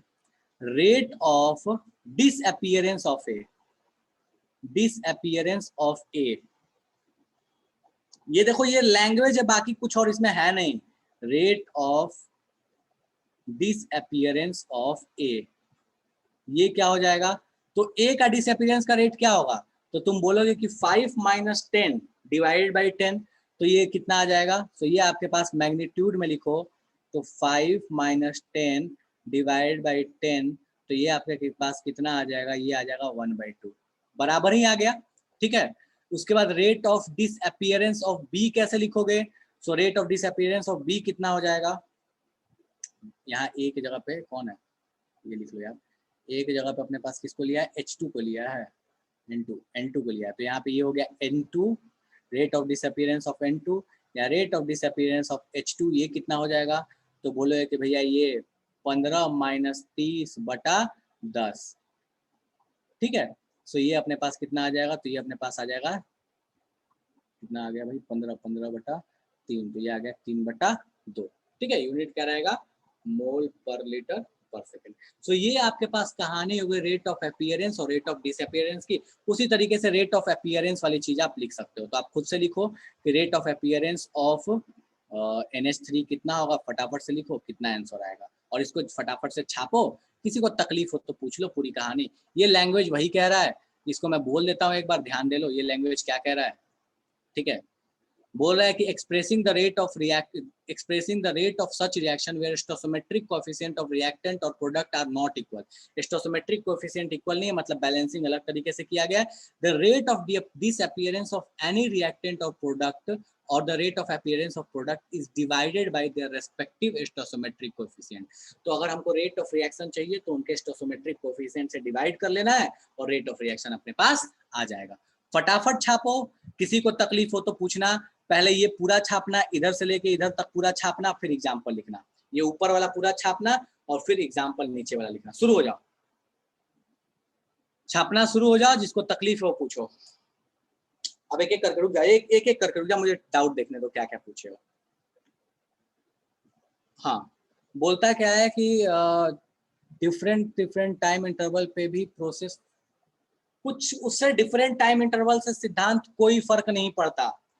कोई भी फर्क नहीं पड़ता, टाइम इंटरवल कुछ भी ले लो, ठीक है। आशीष बोला है रेट ऑफ रिएक्शन सेम आएगा, रेशियो सेम आएगा। देखो हम रेट ऑफ रिएक्शन जब बोलेंगे तो चाहे कैसे भी रेट ऑफ रिएक्शन निकालो वो सेम ही आएगा। आपको एक का पता हो अलग का पता हो उससे कोई लेना देना नहीं है।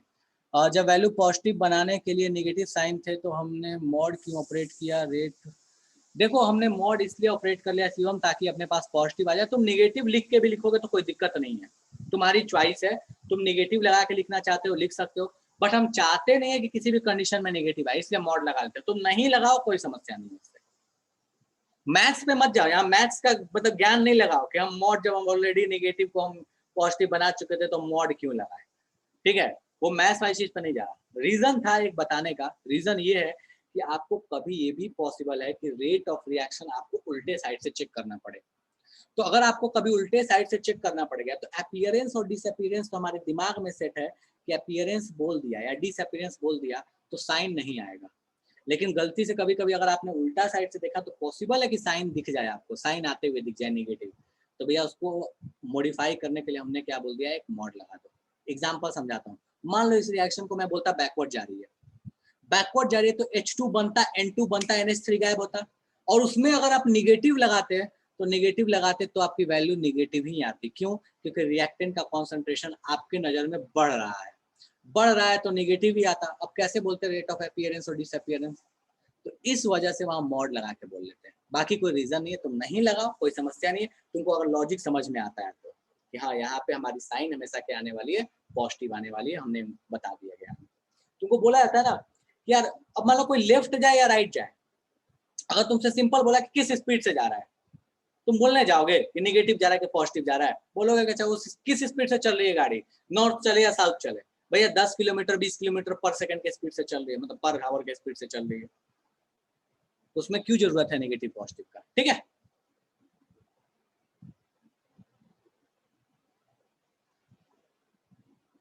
छापो फटाफट से, और ये राइट वाली चीज लिख लेना।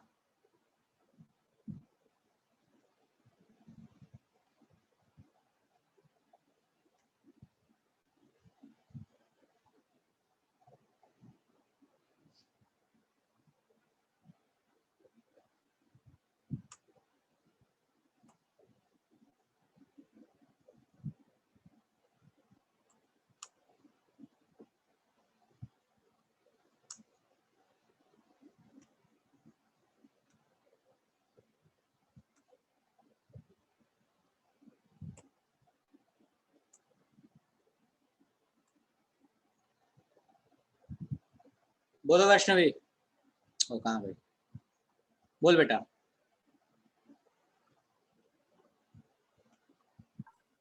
सर बोलो। सर बोल रहे हैं ना कि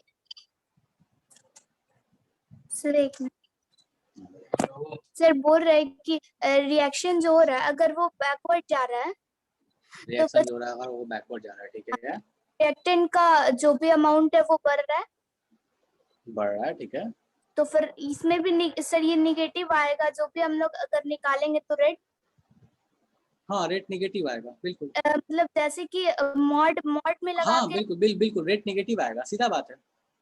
सर ये मेरे को एक चीज नहीं समझ आया सर, मॉड लगाएंगे तो फिर पॉजिटिव होगा ना। हम तो अपीयरेंस डिसअपीयरेंस के लिए मॉड लगा रहे हैं ना, हम रेट के लिए कहाँ मॉड लगाएं। Yes sir. हम अपीयरेंस डिसअपीयरेंस के लिए लगा रहे। अच्छा हम मान के चलते थे कि रिएक्टेंट डिसअपीयर होगा, हम मानते थे ना, यस सर। लेकिन वो बढ़ने लगा है। तो हम अगर हम डिसअपीयरेंस के रेस्पेक्ट में बोलेंगे तो हम क्या बोलेंगे, तो बढ़ रहा है मतलब निगेटिव जा रहा है, बस यही चीज, और क्या। यस। तो वो तो देखने पे है ना कि तू कैसे देख रही है, वो बिल्कुल फिजिक्स वाला कॉन्सेप्ट है कि तुम कहाँ से देख रहे हो इसके ऊपर डिपेंड कर रहा है, और कुछ अलग नहीं है उसमें।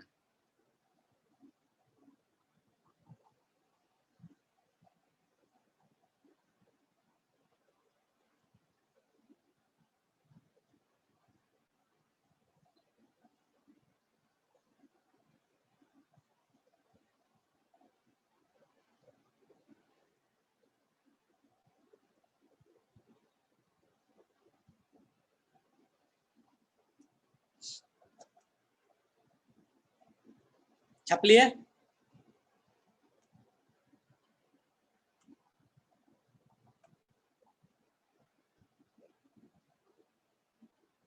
छापो छापो जल्दी छापो।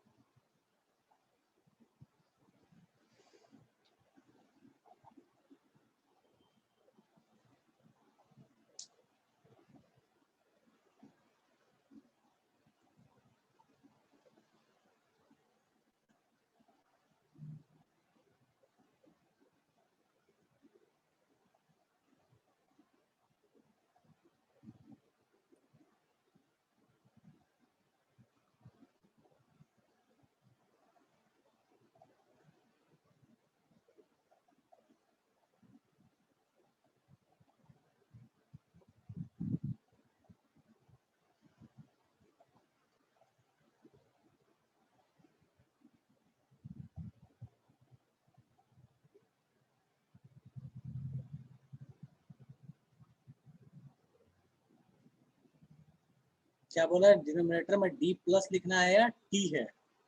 अरे डी टी है, डी प्लस क्यों है? गजब है।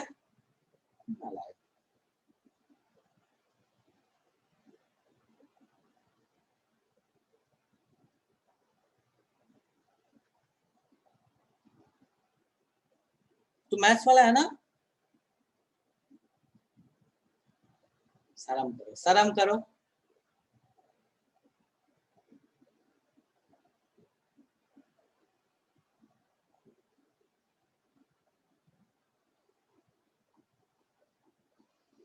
छपलिए, हो गया सबका?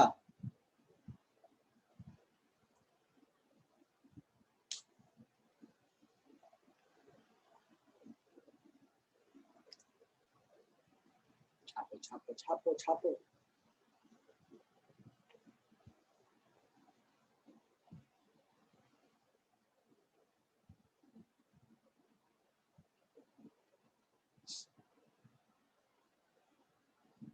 तो बस इसकी थियरी जो है ना वो देख के लगती है यार पता नहीं क्या है कैसा है, ठीक है, बट है एक्चुअली में बहुत आसान।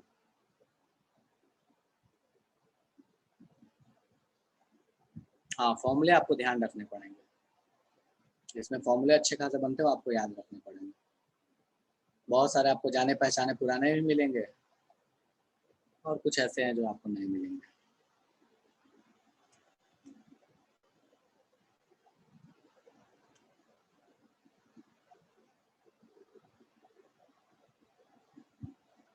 डन है?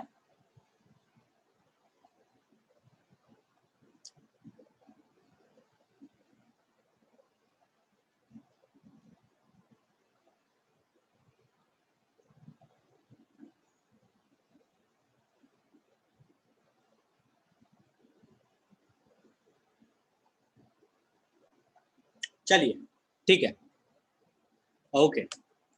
अब इस एग्जाम्पल को देखो, ये एग्जाम्पल आपको दिया, बोलता है क्या है कि भैया एक रिएक्शन है, इसमें रेट ऑफ रिएक्शन लिखना है। कैसे लिखोगे? देखो ये गंदे तरीके से रेट ऑफ रिएक्शन लिखा हुआ है, हम ऑलरेडी जानते हैं। एक एग्जाम्पल ले लिया, बड़ा सा एग्जाम्पल छाप लेना एक एग्जाम्पल में, ठीक है? छाप लो इसको फटाफट से, रेट ऑफ रिएक्शन का एक एग्जाम्पल। अगर आपको दे दिया अलग अलग स्टोइकोमेट्री का तो कैसे लिखोगे? एक और एग्जाम्पल। डेल्टा लगाया है तो एवरेज की बात कर रहा है, डी लगा देता तो इंस्टेंटेनियस की बात करता, बाकी तो कोई फर्क है नहीं।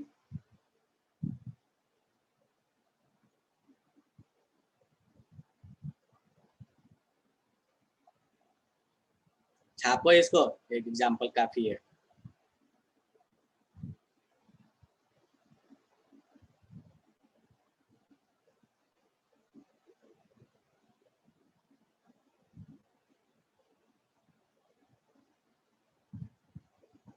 डन है? चलो छप लिए हो गया, आसान सा है, कोई दिक्कत नहीं। एनसीईआरटी में भी दिया हुआ, एनसीईआरटी का एग्जांपल है, ठीक है? चलो अब इस रिएक्शन को देखो, इस क्वेश्चन को देखो, बोलता है क्या क्या जंक्शन ले लो कि x2 + 3y2 गिविंग 2xy3 है। बोलता है क्या रेट ऑफ इक्वेशन लिखो इन terms of disappearance of y2।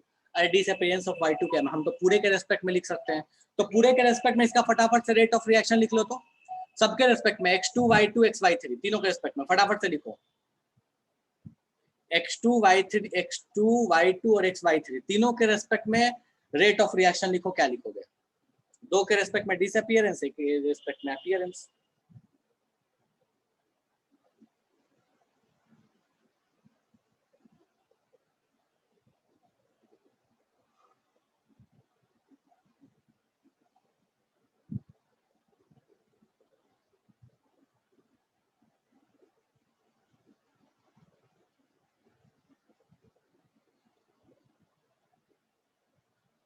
लिख लिया। चलो मैं पूरे के रेस्पेक्ट में लिख दे रहा हूँ रेट ऑफ रिएक्शन कैसे लिखोगे। सो रेट कैसे लिखोगे, बोलोगे कि भैया minus of d concentration of x2 by d t equals to -1/3 concentration of dy2 by dt equals to, हो गया, इक्वल्स टू हाँ 1/2 d concentration of xy3 by dt। ठीक है, ये वाली जो चीज आ गई वो अपने पास क्या हो गई, rate of disappearance of y2। ठीक है, चलेगा, कोई दिक्कत किसी को, बढ़े आगे। चलिए अगला प्रश्न बोलता क्या, अब इस क्वेश्चन को ध्यान से देखो, ये न्यूमेरिकल है। बोलता है कि एक रिएक्शन है, rate of disappearance of B जो है वो 1 × 10⁻² है।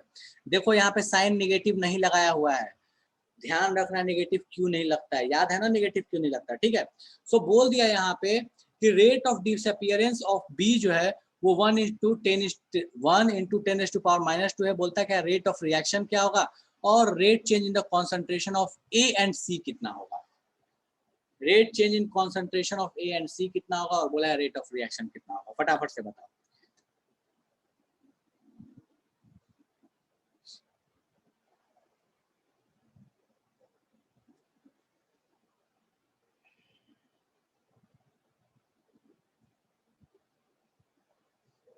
निगेटिव इसमें इंक्लूड कर लिया है, ध्यान रखना, निगेटिव इंक्लूड किया है तभी ये वैल्यू पॉजिटिव लिखी हुई है।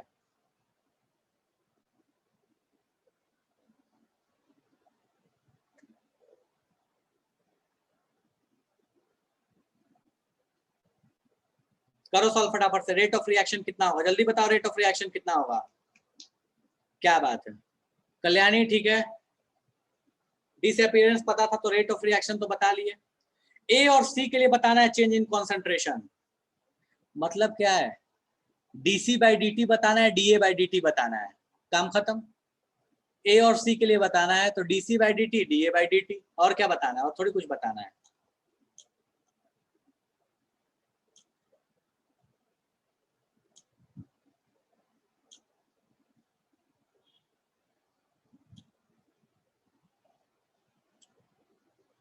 डीप अच्छे से चेक करो जो ए का बताया है।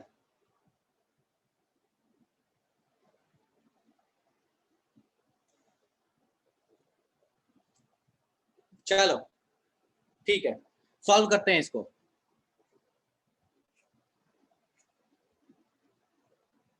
यहां ध्यान दो, इसको सॉल्व करना शुरू करते हैं।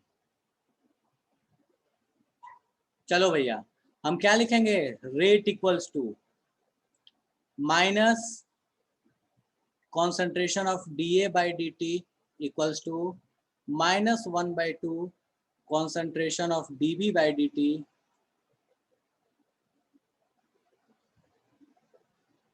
equals to 1/3 d concentration of dC by dt equals to 1/2 dd by dt।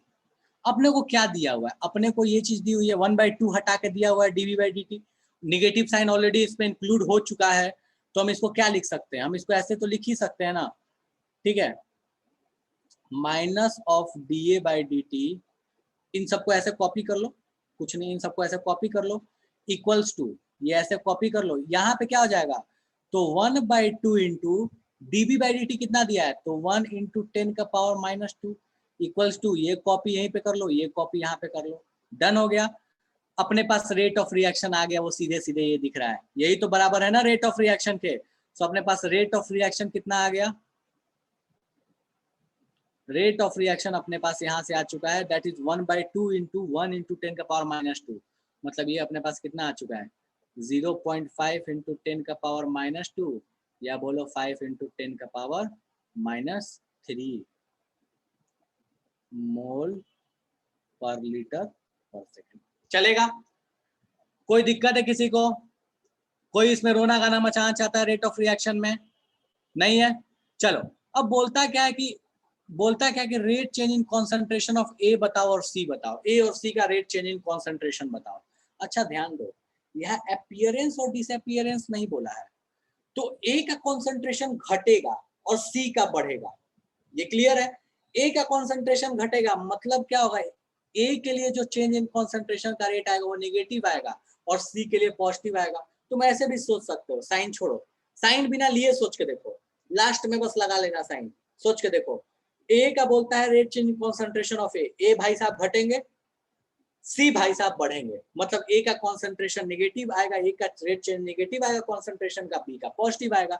चलो सॉल्व कर लेते हैं इसको। तो हम बोल सकते हैं ना, ए के रिस्पेक्ट में निकालना है तो इन दोनों को इक्वेट कर लो, ए के रिस्पेक्ट में आ जाएगा। सी के रिस्पेक्ट में निकालना है तो इन दोनों को इक्वेट कर लो, सी के रिस्पेक्ट में आ जाएगा। ठीक है, तो चलो भैया ए के रिस्पेक्ट में निकाल लेते हैं। तो हम बोल सकते हैं माइनस डी ए बाई, मैं यहाँ नहीं लगा रहा, मैं वो लॉजिक नहीं लगा रहा, लॉजिक आपको ऐसे समझा दिया। अब यहाँ पे मैं मैथमेटिकली नेगेटिव ला के दिखा दे रहा हूँ। तो इक्वल्स टू 1/2 इंटू 1 इंटू 10 का पावर -2। तो भैया minus D A by d T, तो यहाँ से D A by d T कितना आ गया, तो D A by d T हमको दिख रहा है, आ रहा है अपने पास यहाँ से, that is concentration change in A. इस निगेटिव को राइट साइड लेते आया तो ये अपने पास आ गया 0.5 इंटू 10 का पावर -2, आगे में निगेटिव, मोल पर लीटर पर सेकेंड। वही बोलता कि यहाँ डीसी बाई डी टी अगर आपको करना था तो आप क्या करते, सो आप बोलते कि 1/3 d C by d t equals to कितना है, सो ये है 1/2 इंटू 1 इंटू 10 का पावर -2। ठीक है, इन दोनों को लिया था, चलेगा। चलो तो यहाँ से ये कितना आ गया, सो यहाँ से देखो हमको इसकी वैल्यू चाहिए, सो 3 को इधर ले आकर मल्टीप्लाई करना पड़ेगा। सो अपने पास क्या आ गया, ये दूसरा क्वेश्चन का सॉल्यूशन है। सो यहाँ d C by d t, so यहाँ से आ गया d C by d t equals to 3/2 into 10 का पावर -2 मोल पर लीटर पर सेकेंड। ठीक है, सो सी के रेस्पेक्ट में, बी के रेस्पेक्ट में, ए के रेस्पेक्ट में या रिएक्शन के रेस्पेक्ट में क्या चेंज है, ये सबको क्लियर है। किसी को नहीं समझ में आया तो फटाक से हैंड रेज करके पूछ लो। कोई ऐसा जिसको लगता है ये जादू हो गया तो हैंड रेज करके जल्दी से पूछो कि भैया हमको ये समझ नहीं आया, रेट ऑफ रिएक्शन या ए के रिस्पेक्ट में या सी के रिस्पेक्ट में कैसे चेंज हो रहा है। कोई रोना गाना मचाना चाहता है, वैष्णवी 2 इंटू 10 का पावर -2 कैसे आया था, बोलो तिवारी। सर बस वहाँ पे सर जो रेट ऑफ रिएक्शन में सर -1/2 था, उसको 1/2 क्यों लिखे, बस ये कंफ्यूजन था। तुम्हारे पास क्या दिया, रेट ऑफ डिसअपीयरेंस दिया है बी का, कि बी का रेट ऑफ डिसअपीयरेंस क्या होता है। अच्छा रेट ऑफ डिसअपीयरेंस क्या था याद करो, तो हम रेट ऑफ डिसअपीयरेंस क्या लिखे थे, हम तो यही तो लिखे थे minus d P by d t, ये लिखे थे ना। Yes sir. तो रेट ऑफ डिसअपीयरेंस हमने ये लिखा था, तो बस हमने minus d B by d t की जगह पे 1 इंटू 10 का पावर -2 लिख दिया, 1/2 को 1/2 छोड़ दिया। डन है तिवारी? यस सर, डन है। ठीक है, और किसी को इसमें माइनस प्लस में कंफ्यूजन हो तो ऐसे सोचो, लॉजिक से सोचो भाई। हमको एक चीज तो पता है ना कि अगर ये डिसअपीयर हो रहा है, बी डिसअपीयर हो रहा है, बी घट रहा है, मतलब रेट तो पॉजिटिव आएगा। रेट को पॉजिटिव लाना है तो क्या कभी यहाँ नेगेटिव को जिंदाबाद रखेंगे, नहीं रखेंगे। बी जिंदाबाद, यहाँ पे ये नेगेटिव नहीं हो सकता। इसको D A by d T यहाँ पे बोला है कि ए का चेंज कैसा होगा विथ रिस्पेक्ट टू टाइम, नालायक बी घट रहा है तो ए बढ़ सकता है, बी ए को भी घटना पड़ेगा। सो इसलिए ए का जो रेट ऑफ चेंज आया था वो क्या आया था, निगेटिव आया था विथ रिस्पेक्ट टू टाइम, क्योंकि ए को भी घटना ही पड़ेगा जब भी घट रहा है तो, और सी को बनना ही पड़ेगा तो सी क्या आएगा, साइन पॉजिटिव आएगा। निगेटिव पॉजिटिव गया, तेल लेने सीधे मैग्नीट्यूड निकालो, साइन तो अपने हिसाब से पुट कर दो। अब डन है, किसी को तकलीफ है इसमें, मैथमेटिकली भी बता दिया, ऐसे भी लॉजिक बता दिया, साइन तुम कैसे लगा सकते हो। कोई ऐसा है जिसको अभी भी तकलीफ है, बढ़े आगे। चलो अगला क्वेश्चन करो सॉल्व इसको फटाफट से। रेट ऑफ डिसअपीयरेंस NH3 का दिया है, rate of formation of H2O पूछा है, जल्दी बताओ H2O का फॉर्मेशन का रेट कितना होगा। करो सॉल्व, NH3 का दिया है, H2O का पूछा है।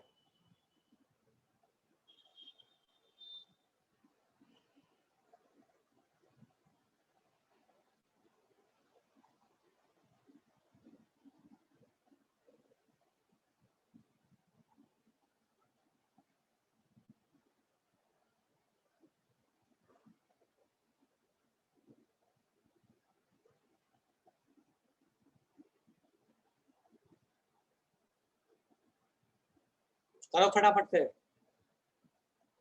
बहुत लोगों ने आंसर भेज दिया, क्या बात है।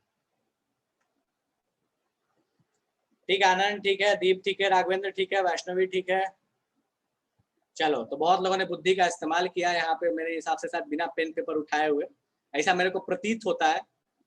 ठीक है कि अच्छा क्या करना है, यहाँ तो टेक्निक है। टेक्निक क्या है? ओके, इसका दिया है और इसका पूछा है। ओके, इसका दिया है इसका पूछा है, मतलब क्या करना है अपने को, जितना इसका कितना होगा, H2O का पूछा ना कितना होगा, तो इसके वाले स्टोसियोमेट्री से डिवाइड करो, इसके वाले स्टोसियोमेट्री से मल्टीप्लाई। ओह सॉरी, किसका दिया था, किसका पूछा है?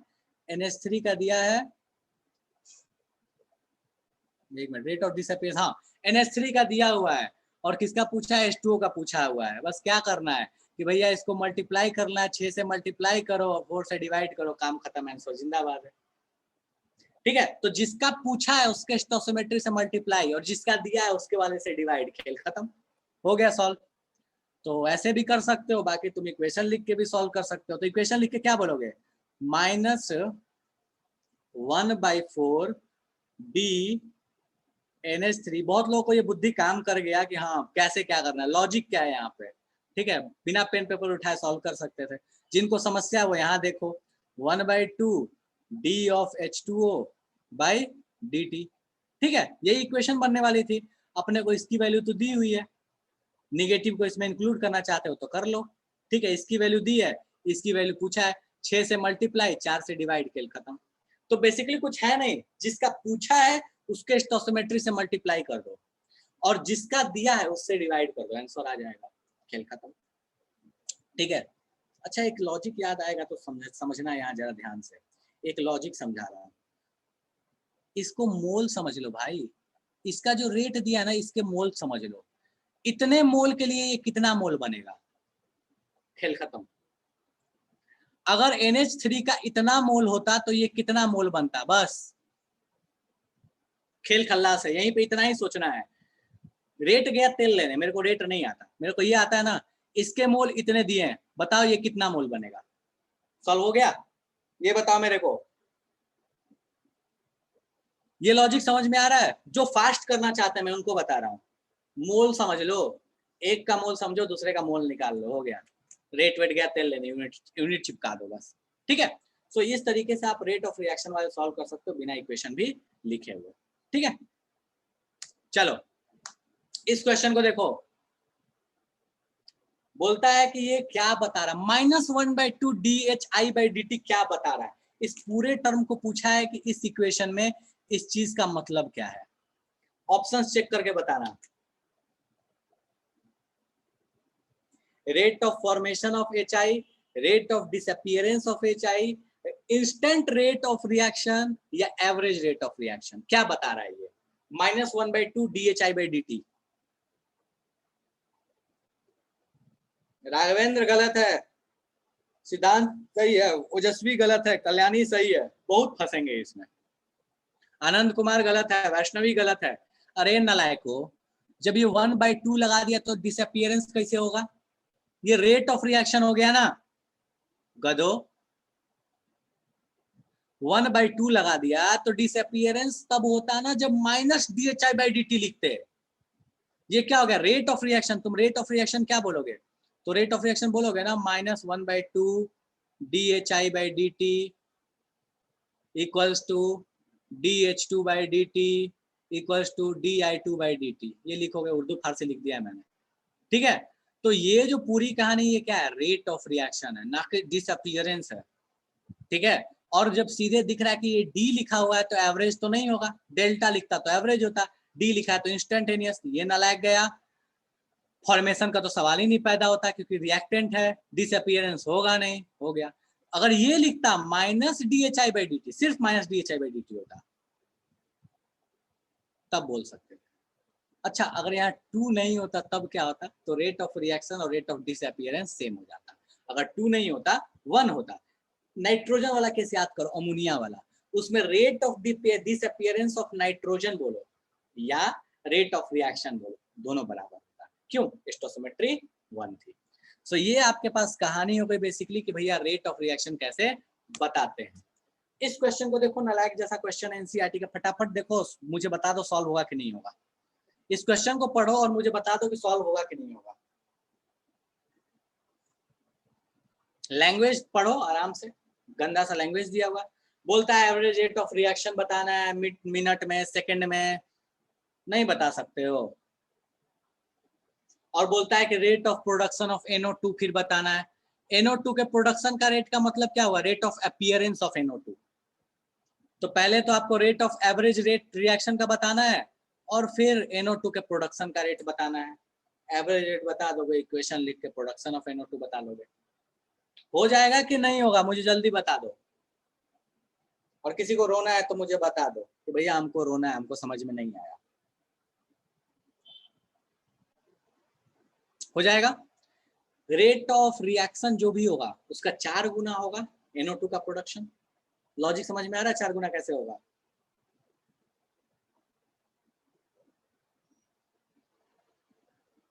टेम क्या दिया है? टाइम। भाई टाइम तो तुमको रेट ऑफ रिएक्शन लिखने के लिए करना पड़ेगा ना। रेट ऑफ रिएक्शन कैसे लिखोगे? इनिशियल फाइनल कॉन्सेंट्रेशन दिया है तो वहां से तुमको टाइम यूज करना पड़ेगा। देखो इसका दिया है आपको, क्या दिया है? कॉन्सेंट्रेशन ऑफ N2O5, यहाँ आफ्टर इतना रिड्यूस इतना, N2O5 का बोला है कितना कॉन्सेंट्रेशन चेंज हो रहा है। अब सोच लेना कि N2O5 का चेंज इन कॉन्सेंट्रेशन पता है तो रेट ऑफ रिएक्शन लिख सकते हो। रेट ऑफ रिएक्शन लिख के NO2 भी बता सकते हो। ठीक है। अरे मिनट में दिया है तो उसको क्या बोला? सेकेंड्स में करने के लिए, in terms of hour, seconds में कर लेना। ये चाहता है कि सब में कैलकुलेट करो, तुम सेकेंड में कर लो, SI यूनिट में चलो। ठीक है, हो जाएगा या तकलीफ है? डन है। इसको आराम से घर पे करना, नहीं हो तो पूछ लेना अगले क्लास में। ट्राई करना इसको आराम से घर पे। ये दोनों क्वेश्चन देखो फटाफट से, तो दोनों क्वेश्चन पढ़ो एनसीईआरटी का। किसी को तकलीफ हो तो पूछ लो, किसी को लगता है कि हमको रोना गाना मचाना है तो मचा लो अभी।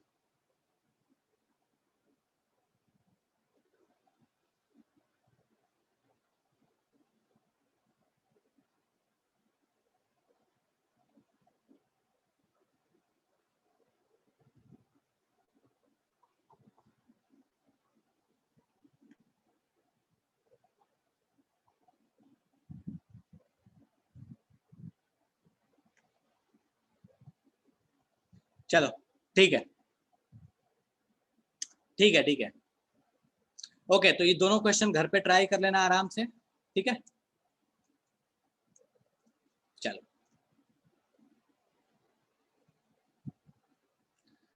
ठीक है। तो ये आपका होमवर्क है, घर पे ट्राई करना। अगले क्लास में हम ऑर्डर ऑफ रिएक्शन, मॉलिक्यूलरिटी, इन सब के बारे में डिस्कस करेंगे। बाकी आज की सभा समाप्त है। किसी को कुछ पूछना है पूछ सकते हो, बाकी जा सकते हो।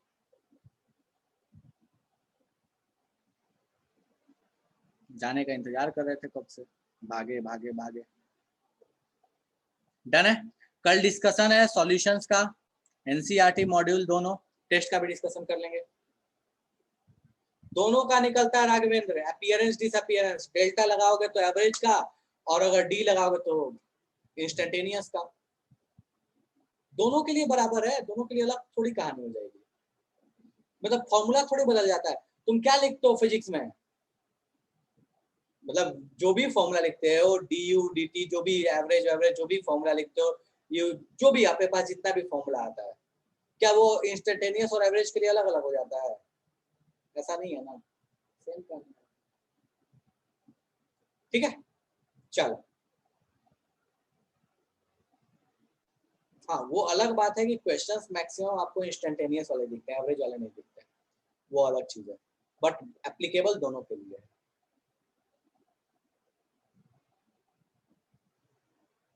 ठीक है, तो क्लास खत्म करते हैं। किसी को कुछ पूछना है? और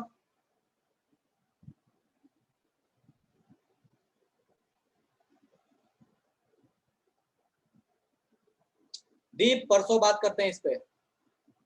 ठीक है, टेस्ट का क्वेश्चन है।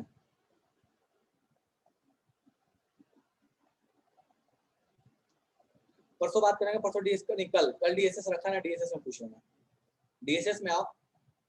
ठीक है, चलो ठीक है।